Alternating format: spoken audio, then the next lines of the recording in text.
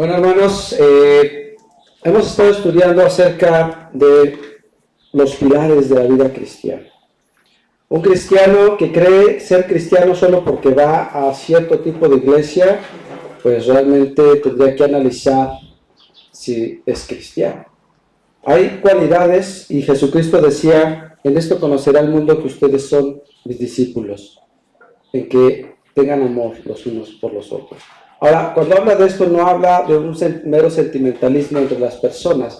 El amor al que se refiere es la presencia de Dios. Y la presencia de Dios en la vida de una persona es algo que se nota. No lo puedes esconder. Por eso nuestro Señor decía: no se puede esconder una luz debajo de un almud, ¿verdad? Sino, ¿dónde se pone una luz, hermanos? En un lugar alto que alumbre. ¿Sale? Entonces, cuando tú vives una vida conforme a la voluntad de Dios, hermano, es algo que se mira. No son tus palabras, sino tus acciones las que van a demostrar la presencia de Dios en tu vida. ¿Sale? Entonces, estudiamos la fe, y ahorita vamos a estudiamos la vez pasada, estudiamos la oración. Mateo capítulo 6, Jesús enseñando a sus discípulos a orar. ¿Por qué ellos no sabían orar? Si sabemos que el pueblo judío, pues es un pueblo donde incluso su gobierno está ligado, en ese momento ligado a su religión, que era el judaísmo. Entonces, desde pequeños, ellos eran enseñados en las escrituras, en los profetas, para poder adorar a Dios. Entonces, ¿por qué Jesús tuvo que enseñar a sus discípulos a hablar con Dios? Porque Dios, hermano, no es una religión, no es un pensamiento filosófico, teológico, es el ser que nos creó a ti, a mí y a todo lo que existe. El propósito de estar aquí es aprender cómo comunicarnos con ese Dios, porque Dios no es nuestro compadre, no es nuestro cuate. Tengo que saber cómo dirigirme hacia ese Dios. Eso es importante, ¿sale? Porque dice el apóstol Pablo, ¿verdad? Podemos acercarnos pues confiadamente delante del trono y decirle Abba, o sea, papi, ¿no? Papito, una palabra bonita. Pero no está diciendo, es con confianza, es decir, con seguridad, no siendo confianzudos, ¿no? Eso es otra cosa. Muy bien, entonces les enseña, les dice, estando en un lugar, en el aposento, que es nuestro lugar íntimo en el corazón, que representa, ora a tu Señor, habla con Él, es un lugar donde yo debo abrir mi corazón. ¿Cuántas cosas le puedes ocultar a Dios, hermano? O sea, Él las sabe, porque a veces pretendemos vivir como si Él no lo supiera. Incluso a veces nos comunicamos con Él como si Él no supiera las cosas. Tenemos que aprender esa parte. Y dice, y tu Padre que está en lo secreto, que mira en lo secreto, es decir, que escudriña lo más profundo de lo que está diciendo Jesús, te recompensará en lo público. Es decir, tu vida de bendición que Dios tiene preparada para ti es algo que no vas a forzar para que se vea. No necesitas, me voy a vestir así de tal manera para que vean que soy bien cristiano, o solamente me junto con ciertas amistades cristianas, ¿no? Tu vida cristiana se denota en donde estés, con quien estés. Siempre vas a llevar luz a donde estés. ¿Vale? Muy bien. Ahora, hermanos, vamos a empezar a ver algunos ejemplos de oración. ¿Sale? Y vamos a aclarar algunos puntos porque es importante que aprendamos a comunicarnos con Dios. Antes de iniciar, con todo este ruido que se está haciendo, si le subes tantito allí al uno, please. Vamos a ganarles, que nos escuchen ellos a nosotros.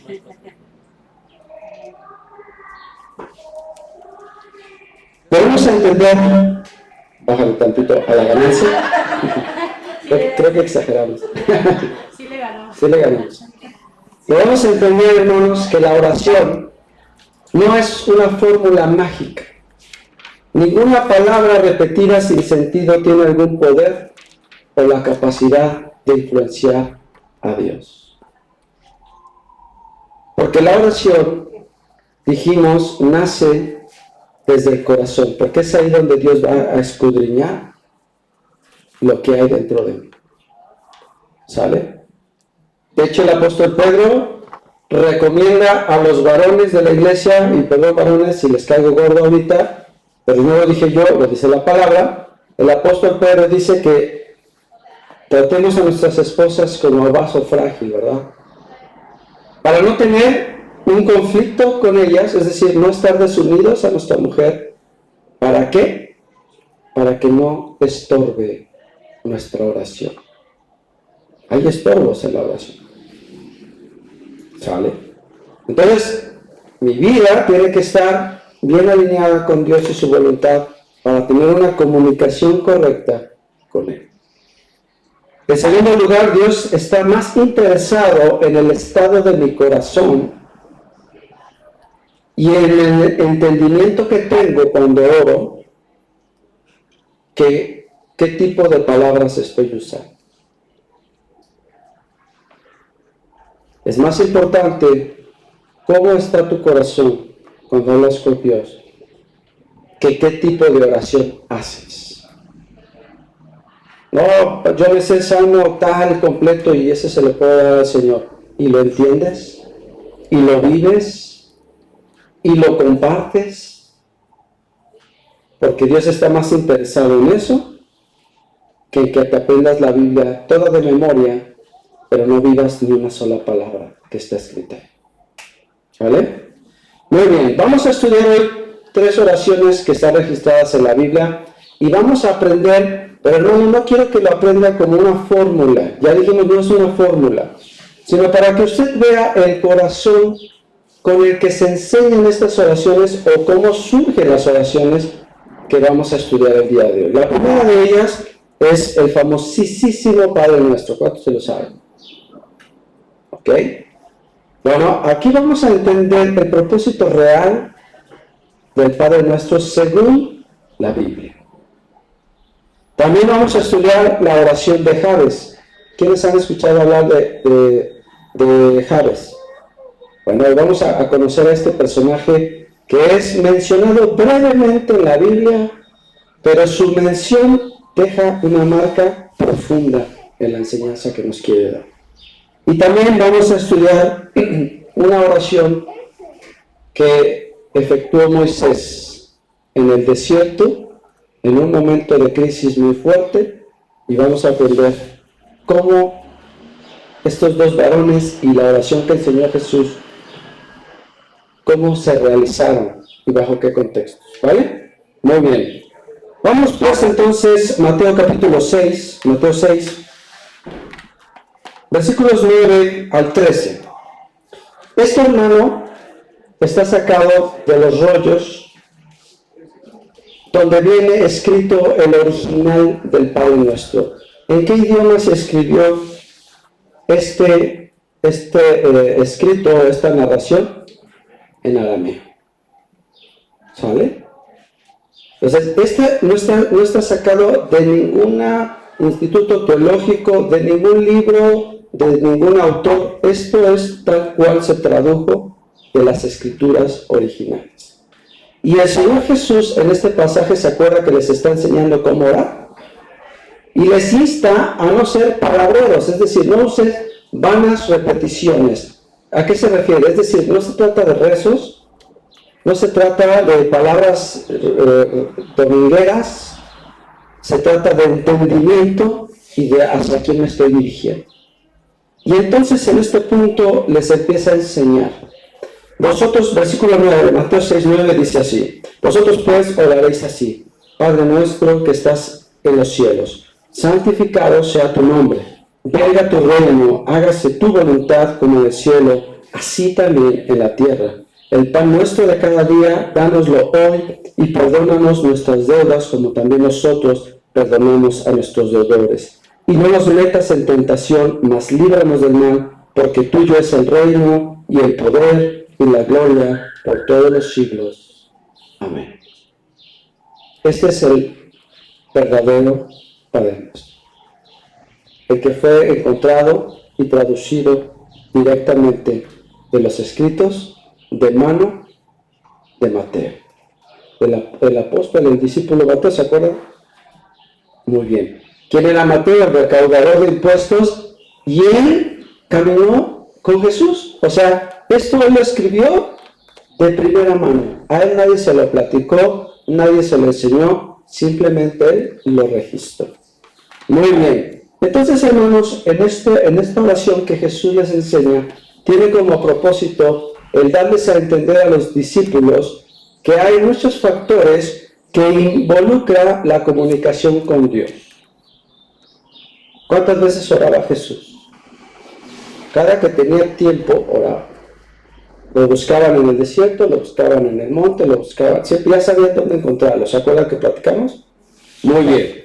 Entonces, pues los discípulos decían, oye, Señor, tú oras diferente. ¿Cómo le haces?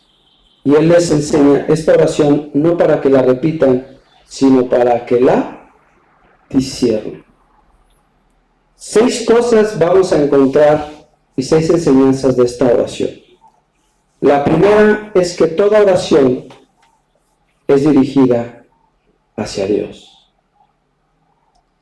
¿Cómo empieza la oración? Padre nuestro. ¿A quién está hablando? A Dios. Dice el apóstol Pablo, le escribe a Timoteo, no hay intermediarios entre Dios y el hombre. No hay otro nombre en el cielo por el cual podamos ser salvos, sino solo Jesucristo. Yo como pastor, hermano, yo no puedo acompañarte en una oración o interceder en oración por ti, pero yo no puedo hablar en el lugar tuyo. Toda relación con Dios es una relación personal. Y Dios juzgará a uno por uno, según las decisiones que haya tomado. No hay nadie en este mundo más que Jesucristo como intermediario entre Dios y el hombre. ¿Por qué es importante entender esto? Porque hay muchas religiones, denominaciones, que han asignado a personas, a humanos como tú y como yo, como medio para comunicarse con Dios.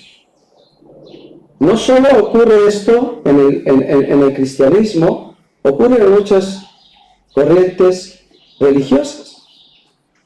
Quizá la segunda más popular en nuestro país después del cristianismo ahora tiene que ver con la nueva era, que es todo este manejo de las energías, del gurú. ¿Y quién es la persona asignada ahí para enseñarte la divinidad del hombre? Un gurú. De hecho, ellos consideran, para la mayoría de gente realmente nunca estudia ni se mete a ver realmente qué significa todo esto, pero te quiero decir que el propósito del gurú es llevarte a la divinidad que hay en ti. Todos los ejercicios que se hacen tienen una simbología espiritual. Todo nace desde un entendimiento espiritual. Entonces, nos remontamos a la historia. ¿Cuántas civilizaciones puedes recordar que crearon a sus dioses? ¿Cuántos dioses?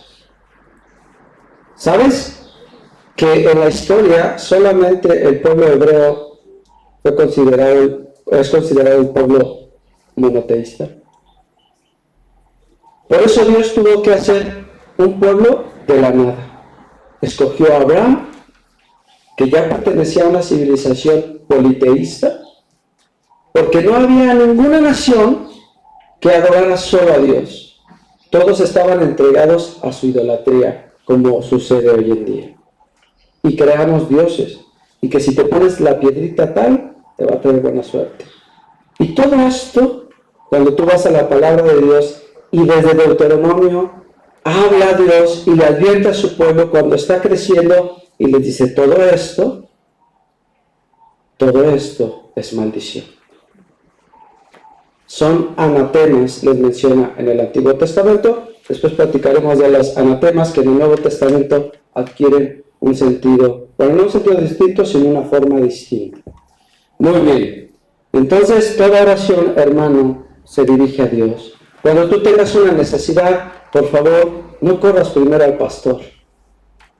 Corre primero a Dios. Señor, aquí está mi vida. Ya el Señor te guiará. La iglesia te acompañará en oración. Pero tú tienes que voltear tu mirada a Dios. Por eso hace ratito cantábamos, ¿verdad? Aquel versículo de 1 Reyes 15, 17, si no me recuerdo.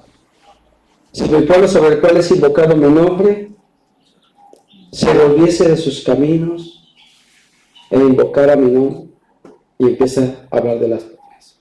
¿A quién se tenían que dirigir?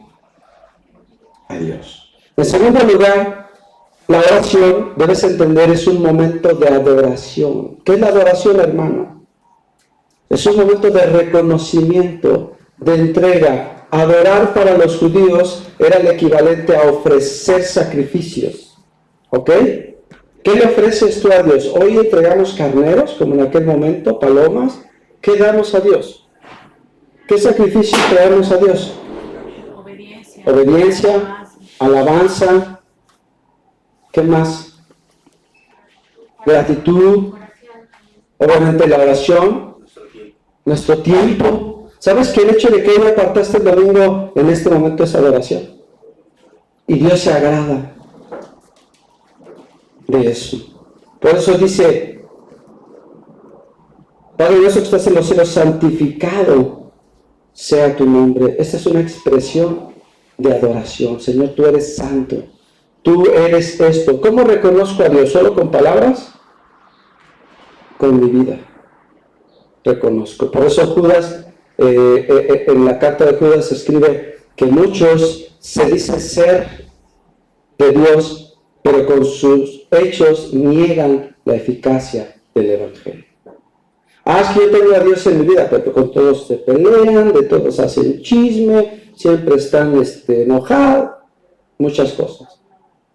¿Será que realmente Dios gobierna esa vida? ¿Sale? Muy bien. También vemos en tercer lugar, la oración va ligada al plan de Dios en nuestras vidas. Dice: hágase, venga tu reino, versículo 10, hágase tu voluntad como en el cielo, así también en la tierra. ¿De qué está hablando? Señor, todo lo que necesito es que tu voluntad se haga en mi vida. Porque dice el profeta Jeremías que los pensamientos de Dios son de bien y no de mal, para ti y para mí. Entonces, ¿sabes cuál es la oración más sencilla y más exacta que puedes hacer? Señor, estoy en este problema o estoy en tal situación. Padre, haz tu voluntad en esto. Porque siempre le queremos decir a Dios qué tiene que hacer, ¿verdad? Señor, a mi hijo, cámbialo esto, que cuando yo le diga, ve por las tortillas, me ponga una cara bonita, y que se ponga mejor esta ropa, y que hable así, y que se junte con tal, y le damos la lista a Dios de lo que Él debe hacer. ¿Y sabes qué, hermano? Dios no se sujeta a nuestra voluntad. Nosotros nos sujetamos a la voluntad de Dios. Por eso el peligro, yo decreto. ¿Qué decretas qué? ¿Quién te dio a ti autoridad? Si Jesús dice, todo lo que pidan al Padre en mi nombre os será dado, por su poder. Si Jesús mismo, dice el apóstol Pedro, no se atrevió a proferir cosas contra Satanás cuando quería tomar el cuerpo de Moisés, ¿qué le dice el ángel? El Señor te reprenda. ¿Por qué el hombre se atreve a creer este tipo de cosas? Bueno, la respuesta es muy sencilla: por ignorancia. Mi pueblo pereció, decía Dios, porque le faltó conocimiento. Las derrotas que tenemos en nuestra vida espiritual no es porque nos falten ganas o tengamos malas intenciones. Las tenemos porque nos falta el conocimiento de Dios en nuestra vida. Dice el número 4, reconocemos también, nos enseña Jesús a reconocer también nuestra necesidad y dependencia de Dios. Dice el versículo 11, el pan nuestro de cada día, dánoslo hoy. ¿De qué dependes tú? ¿Quieres saber de qué dependes? De aquella cosa o persona que cuando no la tienes, no tienes paz.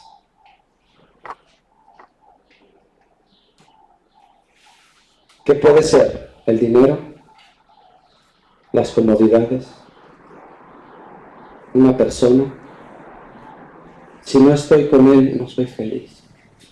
Si no tengo tanto, no soy feliz. Sí, y empiezo a buscar, y dice Jesús, donde está mi tesoro, ahí está mi corazón. Y estos no me pueden seguir, no pueden tener la vida eterna, porque su corazón está anclado a esta vida. También vemos, en quinto lugar, que la oración, nos enseña Jesús, es un tiempo de entregar cuentas y buscar la misericordia de Dios. Dios sabe, hermano, que somos imperfectos y que nos podemos equivocar y metí la pata. Híjole, dije esto que no debí decir. Híjole, me perdí los estribos y ofendí, o hice lo otro, o no aguanté no hacer esto, etc. Dios conoce que somos débiles y que somos polvo, dice la Escritura, ¿verdad? Dice aquí en el versículo 12, y perdónanos nuestras deudas, como también nosotros perdonamos a nuestros deudores. Es un tiempo de cuentas. Tú eres tan libre como estés libre en Cristo. Cuando tú has entendido el perdón de Dios y la misericordia que Dios tiene contigo cada día, tú vas a ser capaz de amar y perdonar, no importa la ofensa que hayas recibido, y eres libre. ¿Cuál es el principio del perdón? ¿Se acuerdan que lo he mencionado varias veces? El perdón se trata de ¿quién? ¿Del que debe ser perdonado o del que debe perdonar? Del que debe perdonar. Porque ¿quién es esclavo? El que no perdona. Y a veces yo les digo a los jóvenes, chicos, es que tal persona me hizo, me deshizo, me quitó, Ok, ¿y por qué sigues siendo esclavo? ¿No ya te hizo mucho daño? ¿Y por qué le sigues dando tu pensamiento? ¿Y por qué le sigues dando tus fuerzas? ¿No hasta nos desganamos cuando pensamos en alguien a quien no hemos perdonado? A mí me pasaba, hermanos, yo sentía, y yo lo mencionaba así, que me drenaban todas mis fuerzas. Hijo, es que va a estar tal cual. No quería pararme ni de la cama. ¿Por qué? ¿Por qué les vamos a dar eso? Si Dios nos ha perdonado, yo también he adquirido la capacidad de perdonar. No porque el otro lo merezca, sino porque es bendición para mí. ¿Sale? Versículo 13, y no nos metas en tentación, mas líbranos del mal, porque tuyo es el reino y el poder y la gloria por todos los siglos. En sexto lugar, la súplica de ayuda para alcanzar la victoria sobre el pecado viene en la oración. Cuando dice aquí, no nos metas, no quiere decir que Dios te agarra. A este le gusta el alcohol, le voy a llevar a una cantina para probarlo. No, lo que está diciendo es, no me permitas caer en eso. Porque Dios tiene potestad sobre todo, hermanos. Dios tiene potestad sobre todo. Lo que está haciendo aquí Jesús es reconocer que Él puede tener control de las circunstancias. No me dejes estar en un momento o pasar algo que no pueda soportarse. Ayúdame a vencer el pecado. ¿Se acuerdan de David en el Salmo 51? Recuerden que los salmos, en su gran mayoría, son oraciones. ¿Sale? Le dice David a Dios, Señor, he pecado contra el cielo, he pecado contra ti he sido rebelde. Reconozco mi pecado, porque mi pecado va siempre delante de mí. Crea en mí, oh Dios, un corazón puro, un espíritu recto dentro de mí. Eso es el equivalente a lo que está diciendo ahorita Jesús en esta oración. ¿Sale? Muy bien. ¿Qué le parece el Padre Nuestro? ¿Ya se lo va a aprender o no? Entonces, ahora sí, usted, hermano, el que acaba de estudiar y de entender esta oración, si usted la repite así tal cual como está, ya entiende lo que está diciendo y lo que está pidiendo, Dios lo va a escuchar. El que quiera hacer, el que no, pero ya sabe cómo puede pedirle a Dios también. ¿Sale? ¿Cuándo se vuelve a repetir esta oración en la Biblia? Ya nadie, jamás se vuelve a repetir. Ni los apóstoles, ni en Hechos, ni en las cartas de Pedro, de Juan, de Pablo, se vuelve a repetir. La iglesia entendió el verdadero propósito de esta enseñanza y la iglesia sabía orar a Dios. No rezar, orar a Dios. Vamos a la segunda oración. ¿Ya se cansó? Si ya se cansó, pues pararse, estirarse, atrás por una agüita y seguimos, ¿va? Me apuro. Primero de Crónicas, primer libro de Crónicas, capítulo 4, versículos 9 y 10. Aquí, hermanos, la Biblia está hablando de una genealogía. ¿Qué es una genealogía? Pues la descendencia de algún personaje importante dentro de la iglesia. Muchos me han dicho, ay pastor, pero las genealogías, ¿qué? ¿No? O sea, hermanos, las genealogías comprueban las promesas de Dios, porque entre el libro del Génesis y el libro de Mateo existen más de 2000 años de diferencia. Entonces las promesas que yo puedo ver en el Génesis, que vienen hablando de Jesús, las veo cumplidas. Y cuando los evangelios empiezan a hablar de las genealogías, comprueban la veracidad de las promesas que Dios en algún momento le dio a Abraham, en otro momento se las da a David, en otros momentos se las da a Isaac, en otros a Jacobo, y así se fue, y entonces, pácatela, se cumple. Se comprueba la veracidad de las promesas de Dios desde la creación del hombre hasta nuestros días. Por eso son importantes las genealogías, ¿sale?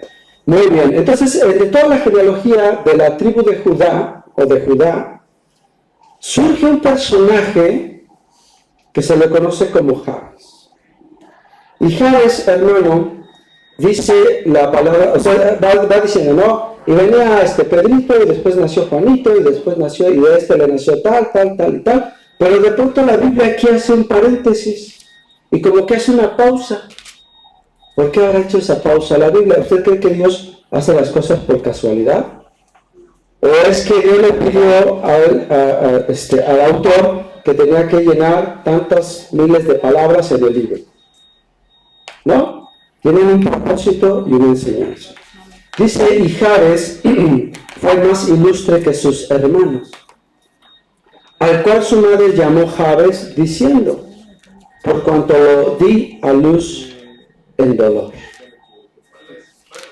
Primero de Crónicas 4, del 9 al 10. Primero de Crónicas 4, del 9 al 10. Ok. ¿Cómo le llamó su mamá? ¿Y por qué le llamó así? ¿Sabe qué significa la palabra Jabes? Dolor. Imagínate que te pusieran a ti ese nombre. ¿Cómo habrá crecido Jabes? Porque para ellos, hermanos, los nombres tienen que ver con propósitos y con cualidades que iban desarrollando en sus vidas. Ya no serás más Simón, sino ahora serás Pedro. Y así, usted ve la Biblia, ya no serás Saulo, ahora serás Pablo. ¿Por qué hacen esto? Ahora hay que ir al registro civil a cambiar todos los papeles. No, hermanos, recuerden que para ellos era el nombre, incluía un propósito en la vida de esa persona. Pues no existía el Ryan, el Brandon, ni la Kimberly. ¿Sí me explicó? El nombre tenía un propósito. Entonces imagínate a este chico, desde que nace le dicen, tú eres un dolor. Es como si le dijeran, eres una desgracia. ¿Qué diría el humanismo acerca de este trato hacia este niño? Daño, maltrato psicológico, ¿no? padres, al DIF directamente todos. Pero Jabes entendió que no era la vida lo que iba a designar quién era él, sino Dios, el que le iba a dar su verdadero propósito. Y probablemente tú has sido marcado por palabras desde tu niñez, en tu matrimonio, de tus padres, de tus amigos, en la escuela, en tu trabajo. Y piensas que eso eres. Pero tú no eres eso, hermano. Tú eres lo que Dios ha designado en tu vida y te ha dado un propósito eterno. ¿Sabes que tu vida trasciende la eternidad? Entonces no vivas como si no valieras nada. Para Dios vales tanto que dio a su Hijo por ti. Y Jabes, sin tener a Jesús todavía en ese momento, porque esto fue escrito casi 1000 años antes de la llegada de Jesús, él entendió que su valor solo lo podía encontrar a Dios. ¿Y qué hizo Jabes? Vea, cheque la oración de Jabes. ¿Cuánto tiempo le llevó la oración? Vea, E invocó Jabes al Dios de Israel, diciendo: oh, si me dieras bendición y ensancharas mi territorio, y si tu mano estuviera conmigo y me libraras del mal para que no me dañe. Y ahí terminó su oración.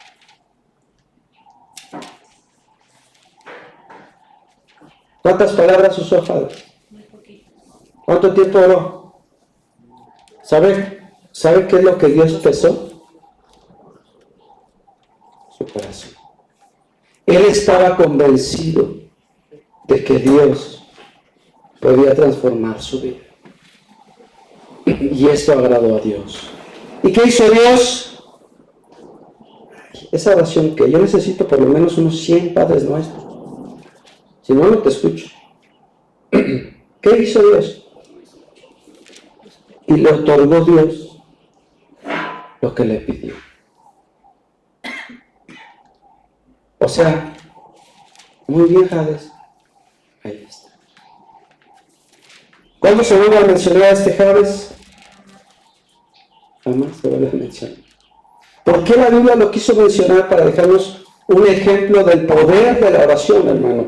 Entonces vamos a entender 4 cosas importantes acerca de esta oración. Número 1, Jabes reconoce que el Dios de Israel es la fuente de toda bendición. No es tu trabajo, no es cuántos doctorados, maestrías tengas. Qué bueno que seas exitoso en ciertas áreas de tu vida, pero la felicidad perdurable, la que duras verdaderamente, solo proviene de Dios. Porque es don de Dios, Eclesiastés, que el hombre coma y disfrute del trabajo de su tierra.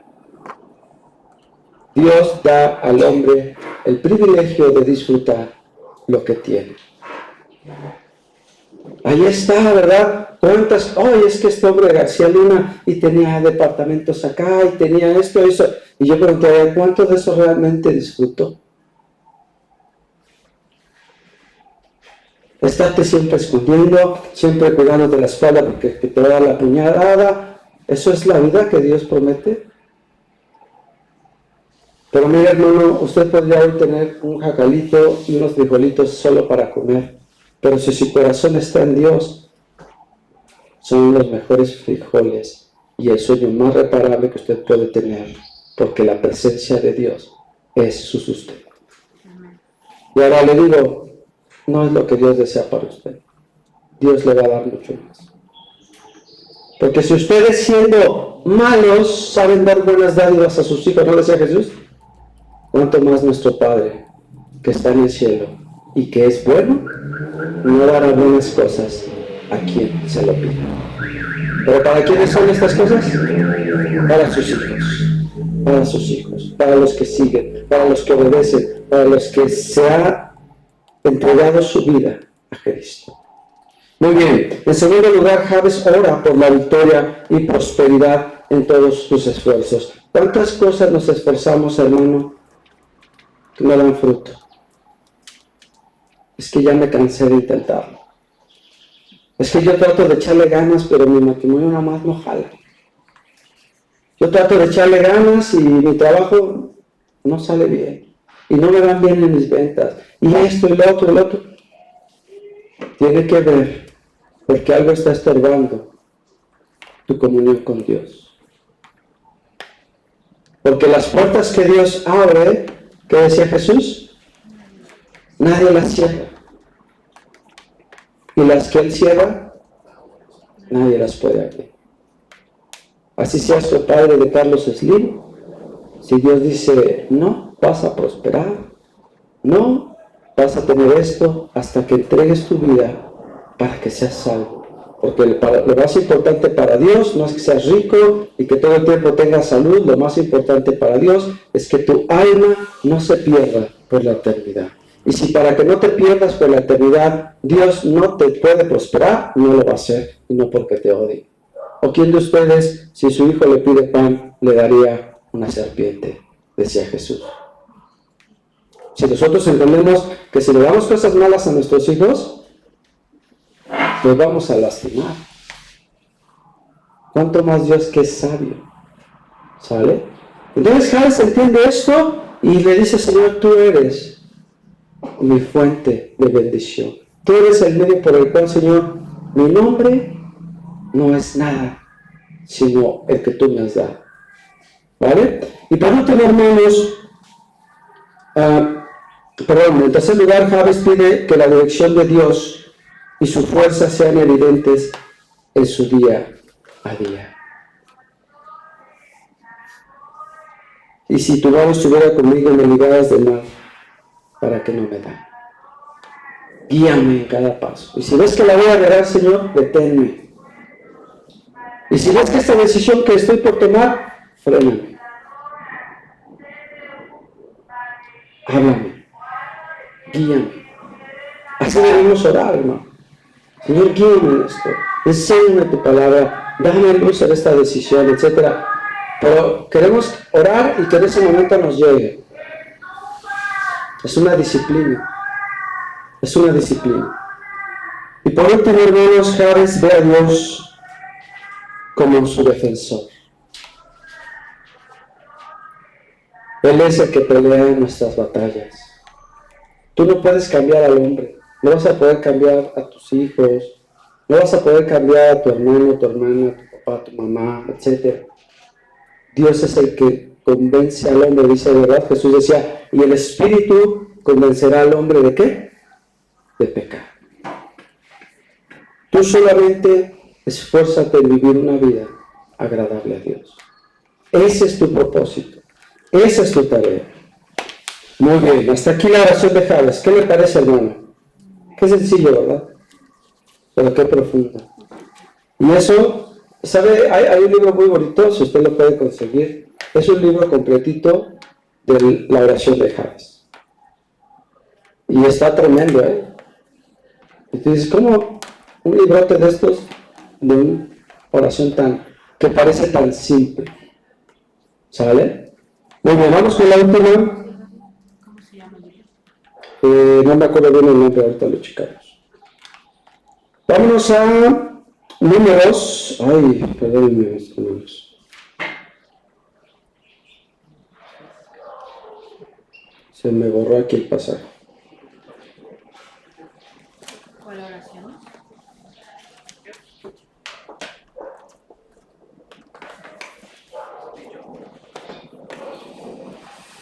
Números. Ay, se me fue la. ¿Pero qué oración es? Es que no lo llama como oración. Ah.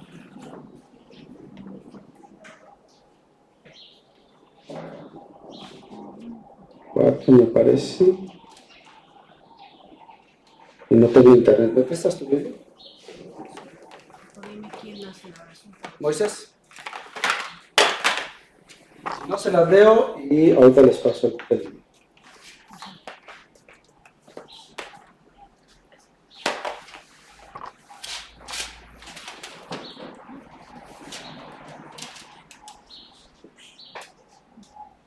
Está. Es Números 14, versículos del 11 al 19. ¿Vale? Números 14, del 11 al 19. 14 del 11 al 10. Del 11 al 19. Ok, como contexto, hermanos, aquí el pueblo de Dios está enojadísimo porque ya se enteraron de que ya van sobre ellos para destruirlos. ¿Cuántos soldados cree que llevaba el pueblo de Israel cuando salió de Egipto? Ninguno. No sabían pelear. Vivieron 420 años como esclavos. ¿Usted cree que tenían preparación militar, estratégica? ¿Dónde cree que aprendieron a pelear? En el desierto. ¿Y qué representa el desierto? Prueba. ¿Sale? Pero en este momento es muy temprano. Ellos apenas están empezando a aprender a ser libres. Y entonces empiezan todos a entrar en pánico cuando van los dos espías y van a revisar las murallas. ¿Y se acuerdan cómo regresaron los dos espías? No, hombre, es que hay ahí unos gigantes que parecemos hormigas. ¿Y cuál fue la actitud del pueblo? No, para eso nos sacó Dios. Para que nos aplastaran, para que nos destruyeran. Y para eso voy a la iglesia. Si mira cómo me va. Y para eso, mira, y así tenemos esa actitud. Somos tan faltos de fe que no entendemos que nuestra situación no radica en el poder de Dios, sino en mi falta de madurez espiritual tremenda que puedo tener.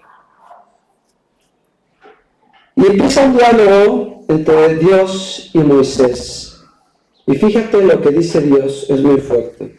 Y Jehová dijo a Moisés, versículo 11, ¿hasta cuándo me ha de irritar este pueblo? ¿Hasta cuándo no me creerán con todas las señales que he hecho en medio de ellos? Ya vi el mar, les di la columna de fuego en la noche para que tuvieran luz, para que no pasaran frío. Ya les puse nube en el día para que no se quemaran con el sol, para que el desierto no los consumiera. Ya les mandé maná del cielo. Bueno, no se quejaron hasta, es que no comemos carne, Señor, y no somos veganos, ¿no? ¿Y qué les mandó? Codornices. ¿Cuánto cuesta la carne de codorniz? O sea, no les dio bisteces de tercera, les envió codornices. Y dice que comían y comían hasta que se asquearon. Dice, ya no podían, o sea, ya, Señor, ya, por favor, ya me arrepiento de pedir carne, échame otra vez el maná, una ensaladita. Porque Dios les quería demostrar en todo momento que Él está al 100%. ¿Cuántas veces Dios nos ha demostrado que está con nosotros? ¿De cuántas cosas Dios nos ha librado? Y aún así a veces seguimos desanimados, como si Dios nunca hubiera actuado en mi vida. Y le dice Jehová a Moisés, versículo 12, y los heriré de mortandad y los destruiré. Fíjate a qué punto llegaron, que Dios dijo, mejor vamos a resetear esto, porque estos cuates no van a cambiar. Y a ti, o sea, a Moisés, te pondré sobre gente más grande y más fuerte que ellos, o sea, mejores personas. Qué triste es que muchas veces Dios tenga que detenerse en tu vida porque simplemente no estás dispuesto a creerle y a cambiar tu vida. Y Dios tiene que frenar. Dice el apóstol Pablo, no contestéis al Espíritu Santo que está en vosotros. Tú impides, muchas veces, tú y yo impedimos que el poder de Dios se manifieste por nuestra falta de fe, de compromiso con Dios. Y dice la Biblia que fue Jesús a Nazaret y diría, oh, llegó a su tierra. Y en ese momento Jesús ya era muy famoso en toda Judea. Pero dice, llegó a su tierra Jesús y dice la Escritura que él se sorprendió porque pudo hacer pocos milagros. ¿Por qué pudo hacer pocos milagros? La Biblia nos lo dice también. Porque no creía en el poder de Jesús. Y se fue de allí triste. porque no pudo hacer más por ellos. El problema no fue el poder de Dios. El problema fue la incredulidad de aquel pueblo. ¿Tú vienes hoy creyendo que Dios te va a hablar? ¿Te despiertas cada día sabiendo que Dios está contigo? ¿Que te va a fortalecer? Y empieza Moisés a orar a Dios. Y vamos a ir viendo.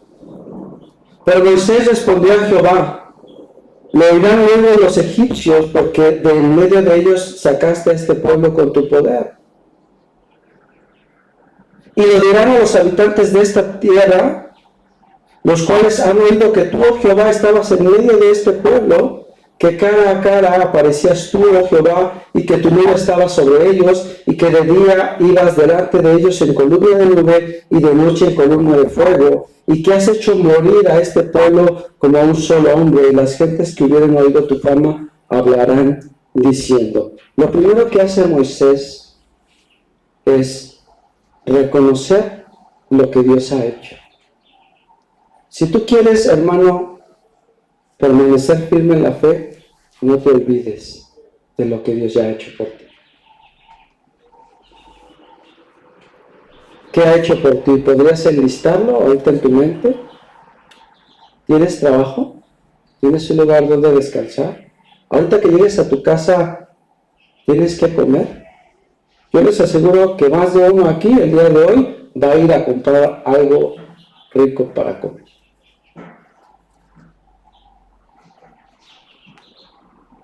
Pero nos olvidamos de eso para concentrarnos en aquello que aún Dios no me permite tener. Entonces puedo tener 100 cosas, pero la única cosa que no tengo es la que condiciona el estado de mi corazón. Por cuanto, ¿y qué va a decir la gente? Versículo 16, por cuanto no pudo Jehová meter este pueblo en la tierra de la cual les había jurado, los mató en el desierto. Está reconociendo el poder de Dios. Señor, lo que dices es ilógico. Tú todo lo puedes, aún tratar con este pueblo tan rebelde. ¿Cuántas veces le has dicho a Dios, no puedes hacer esto, Dios? No le decimos, pero así oramos. Señor, ayúdame con esto, Padre, pero en mi corazón estoy que no va a pasar nada.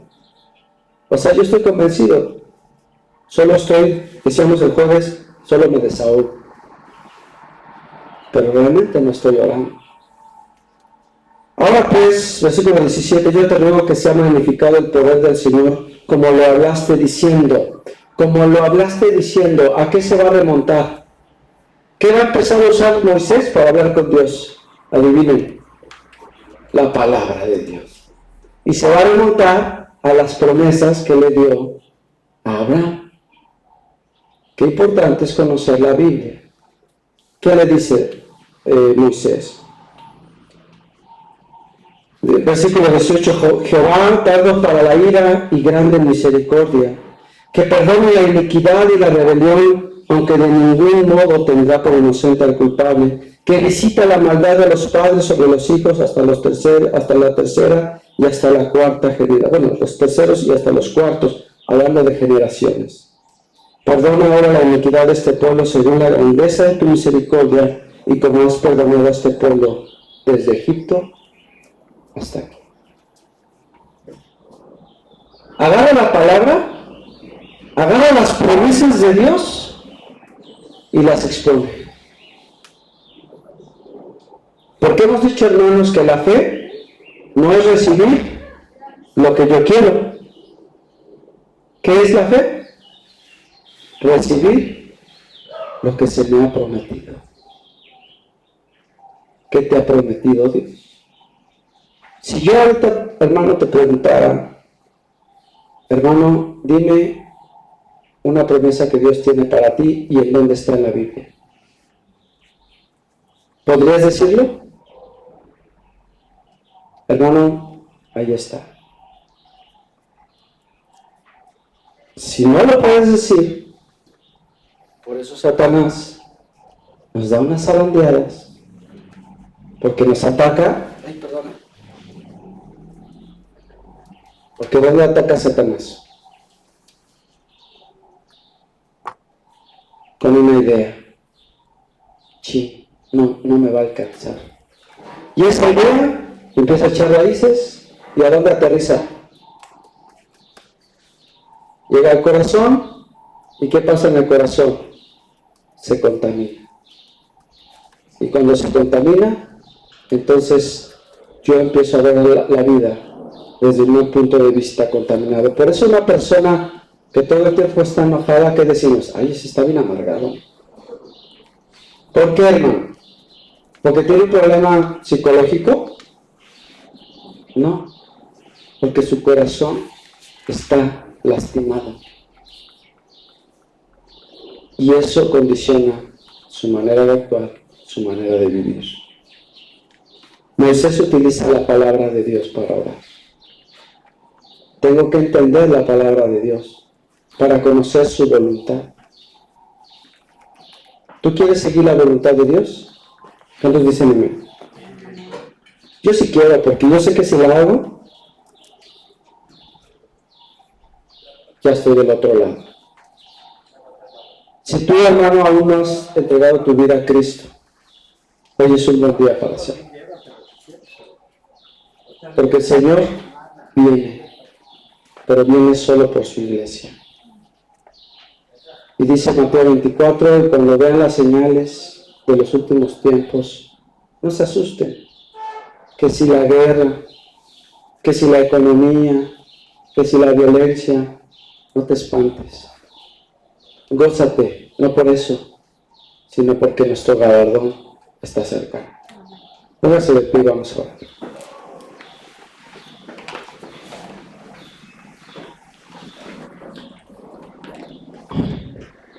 Padre, gracias, Señor, te doy porque hasta aquí, Señor, has sido con nosotros. Y Padre, porque ha sido tu palabra la que nos ha sostenido. Gracias porque nos enseñas a comunicarnos contigo.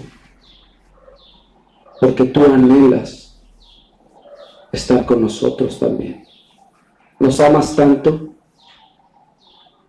que desde que el hombre se perdió en el huerto del Edén, iniciaste la reconciliación con el hombre para que pudiéramos nuevamente estar contigo.